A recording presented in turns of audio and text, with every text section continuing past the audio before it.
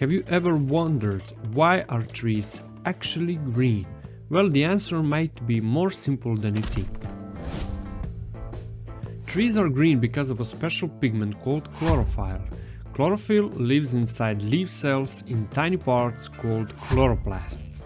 Its job is to help plants make food using sunlight, and this process is called photosynthesis. Sunlight looks white, but it's made of many colors. And chlorophyll absorbs mainly red and blue light. It does not absorb green light very well. Instead, green light is reflected back to our eyes, and that's why leaves look green to us. But here's the next question. Why does chlorophyll absorb red and blue light but not green?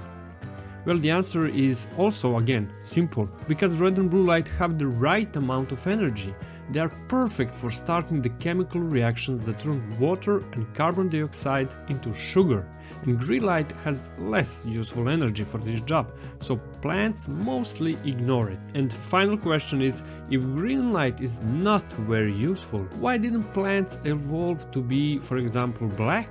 Because absorbing too much energy can be dangerous, and too much sunlight can damage plant cells. Reflecting green light actually helps plants to control their energy intake and to avoid overheating. So trees are green because chlorophyll is efficient, safe, and perfect for sunlight. So what we see as green is actually the light that plant doesn't need.